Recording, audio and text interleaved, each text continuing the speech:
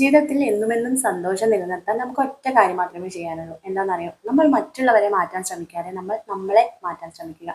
എപ്പോഴും എപ്പോഴും നമ്മുടെ ചിന്തകളെ അനലൈസ് ചെയ്യുക.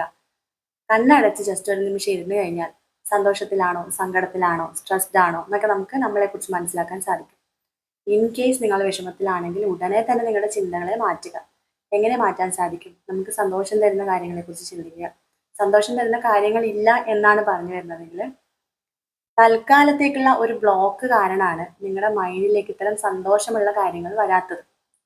ഒരുപാട് സ്ട്രെസ് ഉള്ള സാഹചര്യത്തിൽ നിൽക്കുകയാണെങ്കിൽ എന്നും നമ്മുടെ മനസ്സ് സ്ട്രെസ്സിനെ കുറിച്ച് മാത്രമേ ചിന്തിക്കുകയുള്ളൂ. അപ്പോൾ അതിനെ മാറ്റിയെടുക്കാൻ വേണ്ടിയിട്ട് നമുക്ക് എന്തൊക്കെയാണോ നേടേണ്ടത് അതിനെക്കുറിച്ച് ചിന്തിക്കുക.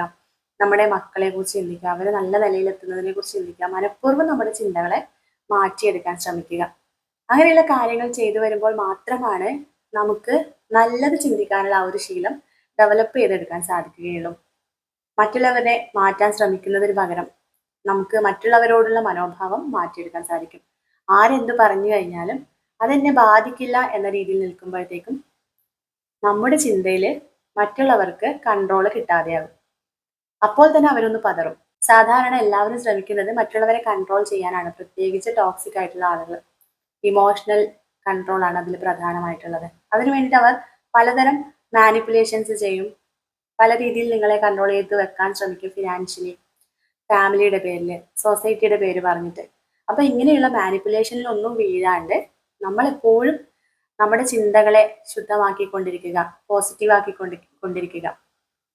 അങ്ങനെ ജീവിക്കുമ്പോൾ മാത്രമാണ് നമുക്ക് സ്വതന്ത്രമായിട്ട് ജീവിക്കാൻ സാധിക്കുകയുള്ളൂ. മറ്റുള്ളവരുടെ കൺട്രോളിൽ ജീവിക്കുന്ന എല്ലാ മനുഷ്യർക്കും അതിൻ്റെതായിട്ടുള്ള ഒരു പ്രഷർ ജീവിതത്തിൽ ഉണ്ടാകും.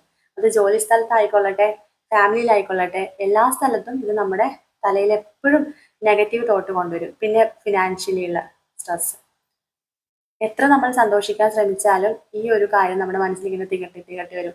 അയ്യോ, എൻ്റെ ഹസ്ബൻഡ് ഇങ്ങനെയല്ലേ, എൻ്റെ ഭാര്യ ഇങ്ങനെയല്ലേ, അതേപോലെ എൻ്റെ സാമ്പത്തിക സ്ഥിതി ഇങ്ങനെയല്ലേ, ഇതുപോലെയുള്ള ചിന്തകൾ എപ്പോഴും കടന്നു വന്നുകൊണ്ടേയിരിക്കും.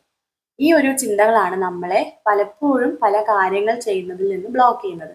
അതുകൊണ്ട് തന്നെ നമ്മൾ നമ്മുടെ ചിന്തകളെ നിയന്ത്രിച്ചുകൊണ്ട് സന്തോഷത്തോടെ ഇരിക്കാൻ കഴിയുന്നത്രയും ശ്രമിക്കണം. അങ്ങനെ ജീവിക്കുന്നവർക്കാണ് പല നല്ല കാര്യങ്ങളും സംഭവിച്ചിട്ടുള്ളത് ജീവിതത്തിൽ.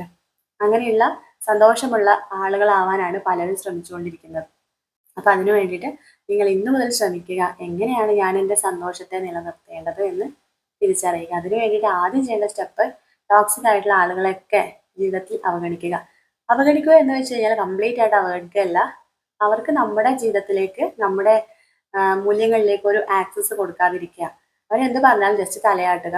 നമ്മുടെ മനസ്സുകൊണ്ടത് കേൾക്കാൻ നിൽക്കരുത്. കാഷ്വലായിട്ട് കേട്ട് ഒഴിവാക്കുക. പിന്നെയുള്ള കാര്യം, നമ്മൾ നമ്മളിലേക്ക് ഫോക്കസ് ചെയ്തുകൊണ്ട്, നമ്മുടെ ഗോൾസിലേക്ക് ഫോക്കസ് ചെയ്തുകൊണ്ട് സക്സസ്ഫുൾ ആവാൻ ശ്രമിക്കുക. പിന്നെ നമ്മുടെ ആരോഗ്യം, ഫിനാൻസ്, നമ്മുടെ റിലേഷൻഷിപ്സ്, ഇതൊക്കെ എപ്പോഴും ഹെൽത്തി ആക്കി വെക്കാനും ഇതിലൊക്കെ ഒരു ഗ്രോത്ത് ഉണ്ടാക്കാനും ശ്രമിക്കുക.